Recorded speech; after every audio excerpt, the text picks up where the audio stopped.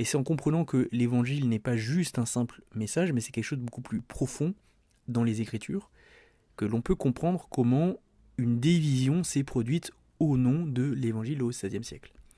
Alors, regardons directement dans les textes bibliques. Alors, prenons un peu le temps parce que c'est primordial pour comprendre. Si on n'a pas conscience de la force des textes bibliques sur cette question-là, on passe à côté du sujet. Donc l'évangile, c'est avant tout un mot, euangelion, ce qui veut dire bon, le bon message ou bonne nouvelle. Donc prenons les choses dans l'ordre. Avant tout, l'évangile, c'est un message. Le message de l'évangile a un contenu, et ce contenu, en fait, c'est Christ lui-même. C'est le Christ lui-même, sa personne et son œuvre qui est contenue dans le message de l'évangile. Donc c'est avant toute chose l'annonce du fait que Jésus-Christ est mort, crucifié pour les péchés, et qu'il est ressuscité le troisième jour. L'annonce du Christ ressuscité, basiquement, c'est ça l'annonce de l'évangile, c'est assez simple. Et l'annonce de ce que Christ a fait, 1 Corinthiens 15 par exemple, va mentionner cette prédication apostolique originelle qui rapporte la mort de Christ pour les péchés, son ensevelissement, sa résurrection et son apparition aux apôtres, c'est ce que rapporte 1 Corinthiens 15. Or Paul, dans ce texte d'1 Corinthiens 15, dit bien que c'est en ces termes qu'il faut retenir l'évangile si on veut être sauvé. Au verset 2, c'est ce qu'il dit.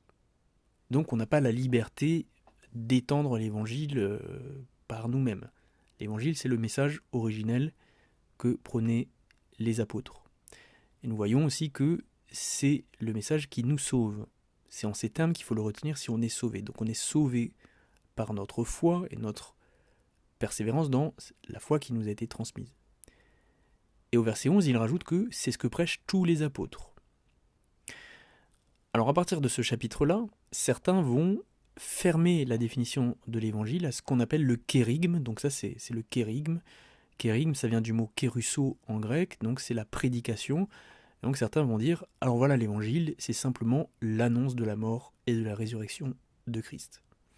Mais il ne faudrait pas clore la définition de l'évangile à ce texte-là, parce que, en fait, ici, Paul fait face à des gens qui nient la résurrection dans 1 Corinthiens 15, et donc il s'en tient à cette définition succincte parce qu'il n'a pas besoin d'aller plus loin pour que la résurrection. Donc il parle de la mort de Christ et sa résurrection en disant voilà, c'est ce que prêchent tous les apôtres et c'est un fait, c'est ce que prêchaient tous les apôtres. Mais en réalité, dans le reste du Nouveau Testament, les apôtres vont beaucoup plus loin que 1 Corinthiens 15 et de la simple affirmation de la mort et la résurrection de Christ. Alors le point qu'il faut tout de suite souligner, c'est que dans 1 Corinthiens 15, il va bien dire que Christ est mort, crucifié pour nos péchés. Et il faut comprendre que c'est ça la suite logique de 1 Corinthiens 15 et qu'on le retrouve dans tous les autres textes du Nouveau Testament. C'est la conséquence pour ceux qui croient en Christ, qui croient dans ce message. Il est mort pour leurs péchés. Et ici, c'est bien dit que Christ est mort pour les péchés de ceux qui croient. Christ est mort pour nos péchés. Or, c'est ça la première implication de l'évangile, et puis la définition en fait de l'évangile, c'est le message du salut au sens large. Donc c'est le pardon des péchés, une grâce communiquée à ceux qui croient. Donc l'évangile, c'est deuxièmement l'annonce du salut donné à ceux qui croient. Ça signifie que leurs péchés sont remis, leurs péchés ont été pardonnés, et pas que, éventuellement, ils feront des bonnes œuvres, et en vertu de leurs bonnes œuvres, ils seront pardonnés. Non, Christ est mort pour pardonner leurs péchés, c'est une grâce. C'est le don de Dieu. Or, ce message de l'annonce du pardon des péchés, par grâce, il se trouve qu'il est présent dans toute la Bible. Et même dans l'Ancien Testament, en réalité. Donc si on prend le prophète Ésaïe prophétisait sur le pardon des péchés. Ésaïe 52, verset 7, par exemple. « Qu'ils sont beaux sur les montagnes les pieds de ceux qui apportent de bonnes nouvelles, qui publient le salut. » Mais juste avant, au verset 3, il dit « C'est gratuitement que vous avez été vendus, et ce n'est pas à prix d'argent que vous serez rachetés. » Donc là, il parle d'un prix à payer. Au verset 11 du chapitre 53, il dit « Mon serviteur juste, Jésus, justifiera beaucoup d'hommes justifiés, beaucoup d'hommes. Et il va annoncer un salut gratuit, Ésaïe, comme d'autres dans l'Ancien Testament. Ésaïe 55, verset 1. Vous tous qui avez soif, venez aux eaux. Même celui qui n'a pas d'argent, venez acheter et manger sans rien payer. Prêtez l'oreille et venez à moi, écoutez et votre âme vivra. Magnifique, Ésaïe 55. Donc là on voit clairement le message du salut qui est prophétisé. Venez, même si vous n'avez pas d'argent, même si vous ne pouvez rien donner en échange, venez, prenez, mangez sans rien payer. Qu'est-ce que Dieu demande? Prêtez l'oreille, venez, écoutez, votre âme vivra. Et on retrouve exactement ici les paroles du Seigneur Jésus dans l'évangile de Jean qui appelait les hommes à venir à lui, à écouter et qui promettait la vie éternelle. Or, Jean, l'apôtre Jean dans l'évangile, fait un commentaire du livre d'Ésaïe, c'est ce qu'on retrouve notamment dans l'évangile de Jean au chapitre 12. Ésaïe 57, verset 13, « Celui qui se confie en moi héritera le pays et possédera ma montagne sainte. » L'héritage donné dans Ésaïe 57, l'héritage est donné à celui qui croit. Or, la montagne sainte, qu'est-ce que c'est? La montagne sainte, c'est la présence même de Dieu, c'est la vie éternelle dans la bouche de Jésus. Celui qui se confie en moi aura cet héritage. Donc là, l'héritage est donné à celui qui croit. Il n'y a pas de condition. Donc vous voyez ce texte qui nous dit « Venez à moi, écoutez, votre âme vivra ». Celui qui se confie en moi aura mon héritage. C'est exactement ce qu'on va retrouver ensuite dans les paroles de Jésus, et c'est le message du salut.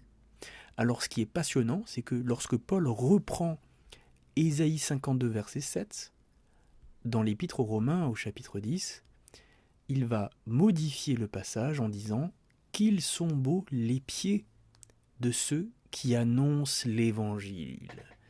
Et donc là, ce qu'on voit, c'est que de manière assez très très simple, en fait, les apôtres reprenaient notamment les textes d'Ésaïe, mais aussi d'autres textes de l'Ancien Testament, pour définir l'Évangile, et l'Évangile que l'on retrouve aussi bien dans les textes de l'Ancien Testament que du Nouveau, concerne un salut qui est donné aux hommes, un salut qui est gratuit, un salut qui s'appuie sur un double message, celui d'une grâce qui vient de Dieu, d'un don de Dieu, et celui du destinataire qui est ceux qui ont foi, ceux qui viennent simplement et qui écoutent le Seigneur.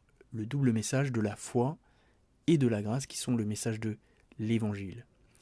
Or, sachez que le message que les apôtres ont propagé après, avec la mort et la résurrection de Christ, c'est le fait que ceux qui croiront en lui seront pardonnés de manière effective. Ils seront pardonnés. Et c'est ça le message du Nouveau Testament, et en général le message de la Bible.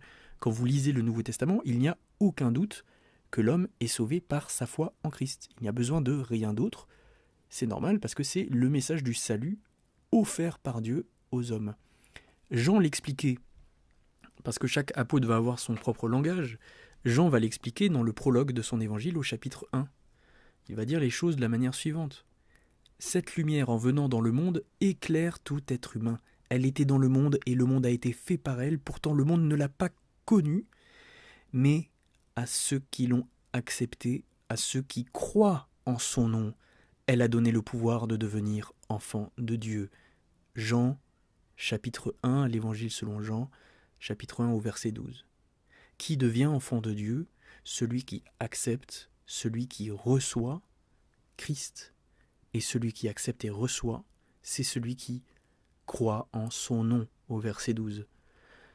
Jean le dit dans son prologue, et Jésus disait la même chose. Vous prenez l'évangile de Jean au chapitre 11, verset 26. « C'est moi qui suis la résurrection et la vie. Celui qui croit en moi vivra, même s'il meurt.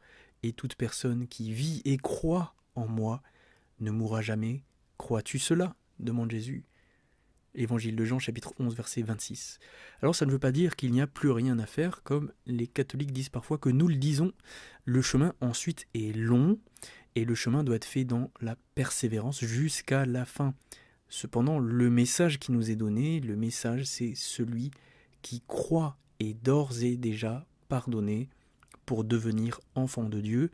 C'est pour ça qu'on appelait ce message la bonne nouvelle, c'est parce que c'est un don, un cadeau de Dieu, c'est un salut annoncé. Ce n'est pas nous qui faisons notre salut, ce salut nous est annoncé, il a déjà été accompli une fois pour toutes à la croix et nos œuvres n'y changeront rien. Ce salut est annoncé et il nous est donné.